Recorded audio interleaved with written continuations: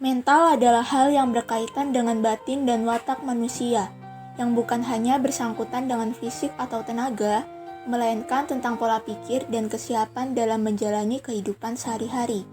Kesehatan mental dipengaruhi oleh peristiwa dalam kehidupan yang meninggalkan dampak besar pada kepribadian dan perilaku. Memiliki mental yang sehat tentunya dapat membuat kita lebih efektif dan mudah menjalani kehidupan sehari-hari. Tetapi, bagi sebagian orang, kesehatan mental masih dianggap sepele.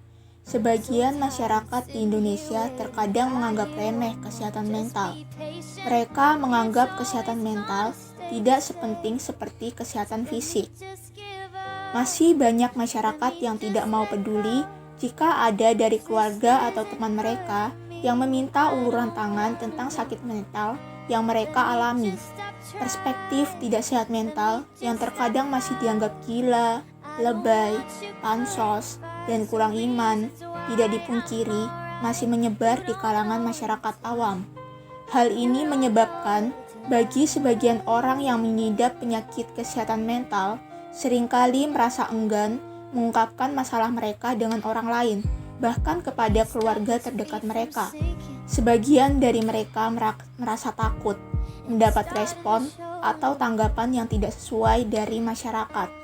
Tetapi, bahkan sampai saat ini, masih ada beberapa kalangan masyarakat yang beranggapan jika memiliki penyakit mental adalah sebuah aib, sehingga muncullah seperti pemasungan, pemenjaraan oleh keluarga sendiri, pengusiran setan karena dianggap kerasukan, dan masih banyak lagi.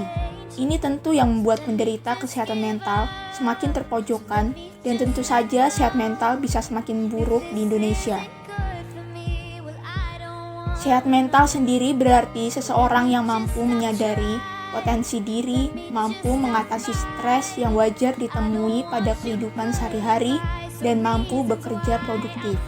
Seseorang yang sehat mental dapat menjalankan kehidupannya secara optimal.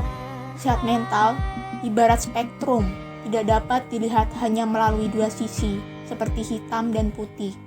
Macam-macam gangguan mental, yaitu contohnya anxiety disorder, mood disorder, eating disorder, OCD, PTSD, depresi, dan masih banyak lagi.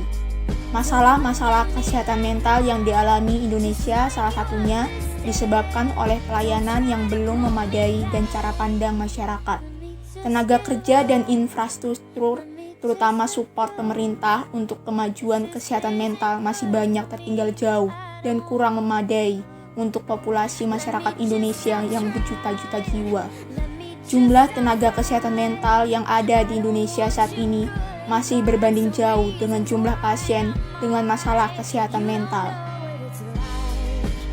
Menurut catatan Ikatan Psikolog Klinis atau IPK Indonesia, pihaknya telah memastikan ada 1.143 psikolog klinis yang tersebar di berbagai daerah di Indonesia. Sementara di seluruh Indonesia hanya ada 600 hingga 800 psikiater. Berarti satu psikiater melayani 300.000 hingga 400.000 orang. Jumlah ini tentu belum mampu menangani berjuta-juta penduduk Indonesia yang tersebar di berbagai wilayah. Belum lagi stigma-stigma negatif tentang kesehatan mental yang masih ada melekat pada masyarakat Indonesia. Penderita kesehatan mental yang seharusnya mendapatkan uluran bantuan atau pelukan, tetapi karena stigma negatif ini, mereka terkadang seringkali mendapat tanggapan respon-respon yang tidak mengenakan yang bisa saja semakin berdampak buruk bagi mental mereka. Menurut riset kesehatan mental nasional di Indonesia, sekitar 3,7% atau 9 juta orang menderita depresi dari populasi 250 juta orang. Sekitar 6% atau 14 juta orang berusia 15 tahun ke atas menderita gangguan mood atau suasana hati, seperti depresi dan kecemasan. Sekitar 1,7% per 1.000 orang menderita gangguan psikologis klinis, seperti skizofrenia. Data ini diprediksi meningkat dan lebih banyak pada tahun 2020. Karena saat pandemi corona seperti ini, kemungkinan seseorang depresi dengan pemikiran bunuh diri bisa terjadi. Ini dikarenakan pergaulan waktu bermain, berkumpul bersama teman, dan waktu liburan yang sangat terbatas. WHO memprediksi depresi menjadi penyakit dengan kasus tertinggi setelah penyakit jantung. Bahkan di kalangan remaja, gangguan mental menjadi pembunuh nomor 2. Sebanyak 800.000 jiwa meninggal dunia akibat bunuh diri per tahun. Artinya, bunuh diri telah merenggut korban jiwa setiap 40 detik.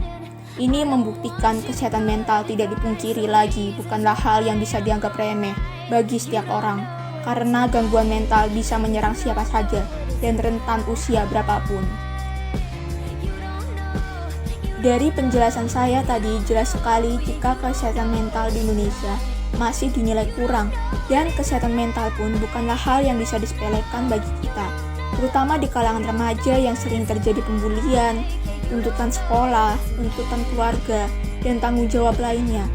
Ini membuat remaja sangatlah rentan dalam mengalami gangguan mental, tapi masih saja ada beberapa kalangan masyarakat yang memiliki pandangan dan stigma keliru tentang kesehatan mental. Hal ini juga yang membuat penderita enggan mengungkapkan kondisinya. Oleh karena itu, kita sebagai masyarakat umum hendaknya dapat mengubah sudut pandang keliru kita mengenai kesehatan mental. Gangguan mental bukanlah aib bagi siapapun dan dimanapun. Penderita kesehatan mental sangatlah membutuhkan dukungan, terutama bagi orang terdekat, untuk bangkit dan keluar dari zona hitamnya. Maka dari itu, hendaknya kita mampu memberi uluran kepada teman, keluarga, atau bahkan orang lain di sana jika kita mengetahui bahwa mereka memiliki gangguan mental. Marilah kita beri mereka apresiasi maupun pendampingan yang tepat. Kita juga berhak untuk memberitahu dan membantu mereka untuk segera mengunjungi pelayanan mental terdekat. Kesehatan mental sangatlah mempengaruhi masa depan individu maupun bangsa dan kemajuan negara, karena kehidupan selanjutnya bagi bangsa dan negara sangatlah bergantung pada generasi-generasi.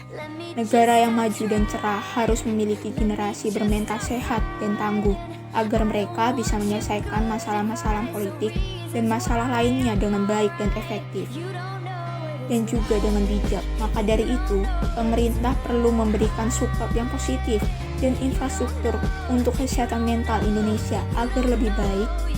Jika mental kita baik dan kuat, maka tubuh kita pasti sehat. Karena itulah, kesehatan mental juga sama pentingnya dengan kesehatan fisik. Mari mulai sekarang kita lebih peduli terhadap kesehatan mental agar masa depan kita dan bangsa Indonesia semakin cerah. Hapuslah cara pikir kita yang negatif. Mari saling menguatkan dan memberi support satu sama lain. Temani dan peluklah, jangan cap negatif.